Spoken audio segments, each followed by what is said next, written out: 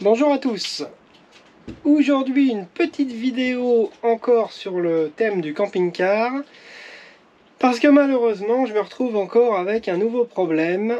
À la fin de l'été, pardon, on est resté pendant 3-4 mois sur un terrain de camping sans bouger. Donc le camping-car n'a pas tourné, on était branché pendant 3-4 mois, il sert un peu comme une caravane, on va dire. Et donc il n'y avait aucun problème quand on est arrivé. Camping-car qui, je le signale, a moins de 50 000 km, puisqu'on est à 49 000 km, il est de 2018, c'est un porteur Fiat Ducato. Et à la fin donc de notre séjour, on remballe, on part, je démarre, et là, mauvaise nouvelle, qu'est-ce que je vois? Le fameux, je dis fameux parce que pour ceux qui me suivent depuis un moment, vous avez dû voir que j'ai déjà fait une vidéo sur ce sujet-là, mais sur un véhicule, sur la BM X3 de mon épouse, les voyants d'airbag. Et là, donc ça a été une vraie galère sur le X3, j'ai galéré comme c'est pas possible pour arriver à régler le problème de ce satané voyant d'airbag, parce que le souci c'est qu'on peut très bien se dire, bon, c'est un voyant, il est allumé, on s'en fout. Non, non, malheureusement pour ceux qui connaissent le problème, on s'en fout pas du tout, puisque maintenant ça ne passe plus au contrôle technique. Donc on s'en fout pas du tout, parce que le jour où vous avez le contrôle technique, et ben vous êtes en contre-visite, tout simplement parce que vous avez ce satané voyant qui reste allumé. Donc malheureusement, non, on s'en fout pas. Dans la vie de tous les jours, moi, bien que j'aime bien pas avoir de voyant allumé, mais enfin à la limite on pourrait se dire c'est pas grave, mais si c'est embêtant. Donc sur le X3, j'ai galéré comme c'est pas possible, j'avais réussi à solutionner le truc et à vendre la voiture, donc bon, voilà, c'était réglé. Et là, manque de bol, alors vous allez me dire, il a vraiment pas de peau avec ses, avec ses voyants d'airbag, lui, ouais, c'est vrai. Donc là, comme je vous disais, manque de bol à la fin de l'été, voyant d'airbag allumé. Alors au début, j'ai commencé à parcourir internet et je me suis souvenu de tous les trucs que j'avais fait sur le X3. Je me suis dit c'est toujours un petit peu les mêmes problèmes. Donc je vérifie au niveau de la batterie parce que ça peut être une sous-tension de la batterie. Effectivement, ça peut provenir de là. Évidemment, ça serait trop beau, donc ça n'est pas une sous-tension de la batterie. Dans la plupart des cas, c'est également un problème au niveau des connecteurs qui se trouvent sous les sièges. Là, le truc jaune sur le côté, là, on voit pas grand chose, mais voilà, il est là. Vous voyez, ici, là. Là, ça, c'est le connecteur. En fait, vous voyez, les fils, ils sont là. Et ça monte, en fait, au niveau du... Alors, sur le siège passager, ça monte au niveau du tapis sensitif. Et il y a les fils également des prétentionneurs de ceinture de sécurité, etc. Enfin bref, à la limite, peu importe. Mais parfois, le problème peut venir de ces prises et de ces fils. Parce qu'en fait, surtout en camping-car, le problème c'est que on bouge beaucoup les sièges. Ils tournent en plus sur les camping-cars, contrairement aux voitures. Ils tournent, donc on peut très vite abîmer en fait les prises, voire les fils. Donc c'est vrai que très souvent le problème vient de ces connecteurs. Donc là, moi je les ai ouverts, j'ai mis un peu de WD-40 dedans, je les ai contrôlés. Ok. Ensuite, ça peut provenir... Alors, c'est là que ça se complique. Ici, vous avez la plaque qui recouvre la batterie. Donc là, je l'ai enlevé pour que vous voyez bien. Hein, mais bon, c'est très simple à retirer. Hein, il n'y a que quelques trucs à dévisser. Et ici, vous avez la centrale, ce qu'on appelle le calculateur d'airbag, qui est ici. Donc là, c'est pareil. Vous avez deux fiches, deux grosses fiches. Voilà, que vous pouvez voir ici. Donc ces deux grosses fiches, en fait, le mieux c'est de les retirer, de les retirer du calculateur et de faire exactement la même chose que sur les deux connecteurs sous les sièges, les deux connecteurs jaunes, de les nettoyer, un petit coup de WD-40 et vous remettez ça, vous le remettez en place. Et alors attention, avant de faire tout ça, chose très importante, débrancher la batterie et pas juste avant. Quand on intervient sur les airbags, on débranche la batterie. Sur internet, ils vont vous dire 10 minutes avant. Moi, je la débranche le plus longtemps possible avant, hein. Au moins 1 heure. Au moins 1 heure.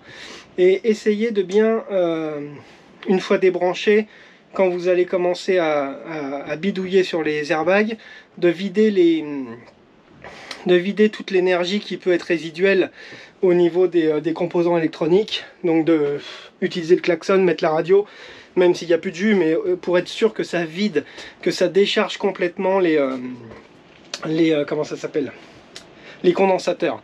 Parce que les condensateurs en électronique, ils conservent l'énergie et il pourrait rester du jus dans les condensateurs, et avec la pyrotechnie pardon, des airbags, c'est quand même très dangereux. Donc faites super gaffe à ça, surtout bien débrancher la batterie avant d'intervenir sur les circuits d'airbag. Hyper important, et donc je vous dis d'être sûr que les condensateurs sont vidés en activant n'importe quoi, allumer les phares, le klaxon, allumer tout ce qui est électronique le plus possible pour être sûr de décharger les condensateurs. Voilà. Donc une fois que vous avez fait ça, enfin moi en l'occurrence que j'ai fait ça, malheureusement, bon bah c'est malheureux, mais ça n'a servi à rien, ça n'est pas ça. Donc moi je vous fais part de mon expérience à moi, mais évidemment il y a des gens pour qui ça va marcher, et tant mieux pour eux. J'aurais aimé que ça marche aussi pour moi, malheureusement, voilà, ça ne marche pas, ça n'a pas marché pour moi. Alors moi j'ai acheté ce petit appareil, qui est un lecteur de... ce qu'on appelle communément une valise donc de lecture ODB. Hein. Donc la valise de lecture ODB, hop, on met le contact. Vous la branchez ici. Donc là, j'ai déjà démonté le petit cache. Il y a deux vis à retirer. Vous la branchez ici. Donc il faut mettre le contact parce qu'en fait, l'appareil n'est pas auto-alimenté. Il s'alimente avec le truc. Donc vous voyez là, voilà, il me met faire contrôler airbag. Voilà, j'ai le voyant qui ne s'éteint pas. Voilà. Donc là, pour essayer de voir où est le problème, vous faites un diagnostic. Là, vous mettez, je ne sais pas si on voit bien, sur Fiat. Tac. Sélection du véhicule. Donc là, en l'occurrence, on sélectionne donc Ducato. Voilà. Donc moi, le mien, c'est un 2018. Bon, bah vous mettez l'année du vôtre, évidemment. Analyse automatique. Contact émis, oui. Et voilà. Là, l'analyse, elle est en cours. Alors là, vous voyez, il met Avary EBD. Hide Holder. Donc déjà, voilà. Ça prouve qu'il y a un problème. Il y a un souci au niveau de la communication. Donc là, qu'est-ce qu'il me met? ORC occupant restreint. Alors, là, vous allez voir, il marque donc lire le code erreur. Alors, on va lire le code erreur. Erreur interne de l'ECU, défaillance électronique interne. Voilà. Donc là, malheureusement, quand on voit ce type de message, on voit qu'en fait, là déjà, on est sur l'ECU de l'airbag. Hein, heureusement, enfin j'espère d'ailleurs, oui, j'espère, j'en suis pas persuadé, mais je pense qu'on est sur l'ECU de l'airbag. Donc à mon avis, il s'agit d'un problème sur l'EPROM, en fait, ce qu'on appelle l'EPROM du calculateur d'airbag. Donc on est sur un problème sur le petit boîtier que je vous montrais tout à l'heure, qui est ici. Voilà. On est sur un problème sur ce petit boîtier là, qui pour une raison qui m'échappe totalement, pense apparemment qu'il y a eu un accident. En fait, c'est le problème qu'on rencontre apparemment quand on a eu un accident, quand les airbags se sont déclenchés. Moi, inutile de vous préciser que je n'ai eu aucun accident, hein. Il n'y a aucun airbag qui s'est déclenché. Mais en fait, si j'ai bien compris, après s'il y a des spécialistes, je ne dis pas que je suis sûr de moi, hein, mais si j'ai bien compris, parce que j'ai un peu quand même étudié le truc, en fait, le calculateur d'airbag pense qu'il y a eu un accident. Il pense qu'il y a eu un choc, et du coup, il se met en fait en sécurité, et il met ce message d'erreur. Et en plus, on ne peut pas, avec un appareil comme ça, on ne peut pas enlever le message d'erreur, tout simplement parce qu'en fait, il est dans les PROM.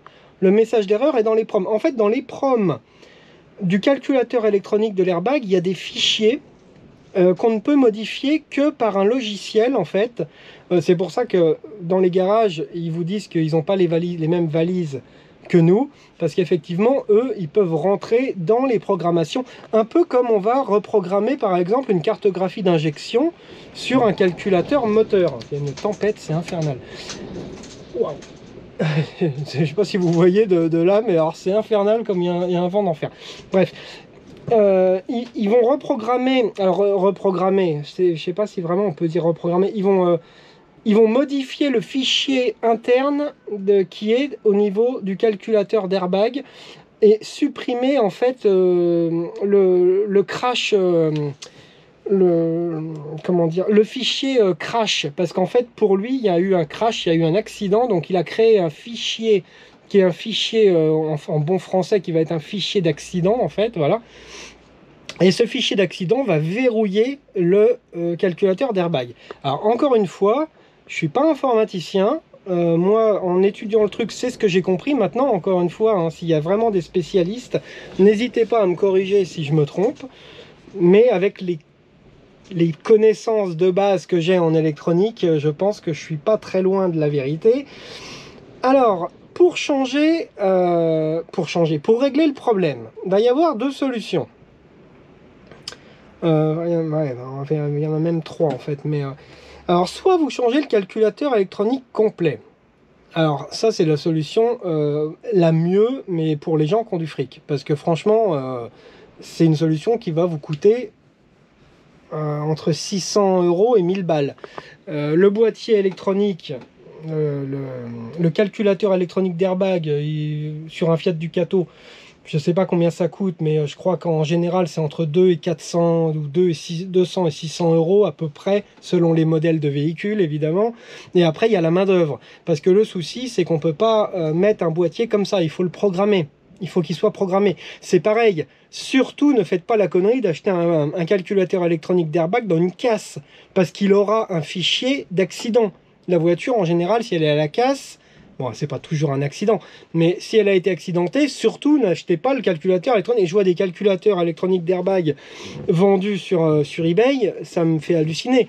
Les gens qui vont acheter ça, à moins que le leur ait pris feu, mais sinon il sera inutilisable le truc. Il va falloir refaire de toute manière, même s'il n'y a pas de fichier d'accident dans les proms, de toute manière il ne sera pas compatible en général avec votre véhicule, parce qu'il n'aura pas les bons codes au niveau des airbags et tout. Enfin, il faut tout reprogrammer, donc n'achetez surtout pas ça d'occasion. Moi, la solution que j'ai trouvée, il y a des sociétés. Alors, j'ai trouvé une boîte là qui a l'air. Enfin, une boîte, c'est un mec qui fait ça. Je dirais, j'appellerais ça un petit malin, parce qu'il est, s'il est bon, il peut bien gagner sa vie avec ça. Surtout vu le nombre de problèmes qu'il y a, parce qu'apparemment sur les Fiat Ducato, ce problème d'airbag, il est mais hyper récurrent. Hein. On est très nombreux à être emmerdés avec cette histoire de calculateur électronique d'airbag. Le mec, il prend 80 balles. Vous lui envoyez votre calculateur électronique, il prend 80 € pour le réparer. Apparemment, il est très réglo. S'il ne peut pas le réparer, il vous le renvoie. Bah, vous payez les frais d'envoi évidemment, mais s'il peut pas vous le réparer, voilà, vous le renvoyez, vous payez pas pour rien. Il y a des boîtes, j'ai vu, qui ont l'air d'être des boîtes plus grosses, qui prennent eux 150, 200 € pour la réparation, qui eux par contre ne garantissent apparemment pas véritablement leurs prestations. Donc là par contre moi je me méfierais. Mais un mec comme ça, moi je pense que c'est la bonne solution. Lui, il va avec une pince à EEPROM, il va se brancher sur l'EEPROM en fait de votre calculateur électronique. Et il va effacer le code accident qui a été indiqué à tort ou à raison d'ailleurs. Il va reprogrammer votre calculateur électronique et le truc sera normalement, je dirais comme neuf, comme il aurait dû être d'ailleurs. Parce que c'est des problèmes, ça, qu'on ne devrait pas rencontrer encore une fois. On pourrait presque faire une action collective, parce que quand je vois le nombre de personnes qui sont emmerdées avec ces calculateurs électroniques d'airbag, honnêtement, c'est hallucinant, quoi. On est un nombre incroyable, j'ai regardé sur Internet, c'est fou le nombre de gens qui sont emmerdés avec les calculateurs électroniques. Et les Fiat Ducato, alors, apparemment, c'est un cauchemar, quoi. Entre 2012 et maintenant, je crois, il y a toute une série qui s'étend quand même sur de longues années, où il y a vraiment beaucoup de problèmes avec ces calculateurs électroniques d'airbag. Voilà. Donc, vous allez me dire, il est bien gentil, mais il nous apporte pas vraiment de solution. C'est vrai, pour l'instant, je ne vous apporte pas vraiment de solution. Parce qu'en fait, j'ai pas encore envoyé, la preuve, hein, je vous l'ai montré, il est là. Je l'ai pas encore démonté. Bon, c'est rien à démonter, hein. Il y a trois boulons à dévisser, 3 écrous à dévisser, et les deux fiches à déconnecter. Donc, je vais tenter le coup avec le mec, là je vous le mettrai dans les descriptifs si ça intéresse certains. Je vais lui envoyer le calculateur électronique. Je vais voir, il a été honnête, il m'a dit honnêtement je sais pas si je vais pouvoir, il va regarder et s'il peut pas il me le renvoie. Terminé. Et moi je vous dirai ce qu'il en est, je vous dirai si c'est réparé ou pas. Si jamais c'est pas réparé, malheureusement, si j'ai pas d'autre solution, il faudra le faire changer parce que le contrôle technique approche et ça passera pas au contrôle technique et j'ai peur que la facture de Fiat soit très élevée. Je vous dis apparemment on parle de 600 € sur internet. Alors 600 €, je sais pas si c'est le coût total ou si c'est le coût juste du boîtier. Si c'est le coût juste du boîtier, c'est un billet de 1000 quoi. Donc c'est quand même un peu emmerdant pour de la sécurité passive qu'on est censé quand même normalement ne pas utiliser. Quand même, en général. Voilà. Donc là, je vous remets l'erreur que ça me marque, moi vous voyez, hein. Erreur interne de l'ECU, donc on est tout à fait défaillance électronique interne, donc on est tout à fait sur ce que je vous dis, hein. Ça serait vraiment un problème au niveau de l'EPROM et de la mémoire de l'EPROM quoi. Voilà. Merci beaucoup de m'avoir suivi. Abonnez-vous si c'est pas fait, comme ça vous serez prévenu des résultats, si tant est qu'il soit rapide. Là, apparemment le mec il bosse assez vite, donc ça devrait être assez rapide. Et puis je vous tiens au courant dès que j'ai des nouvelles. Merci beaucoup, bon courage à tous et merci encore de me suivre. Salut.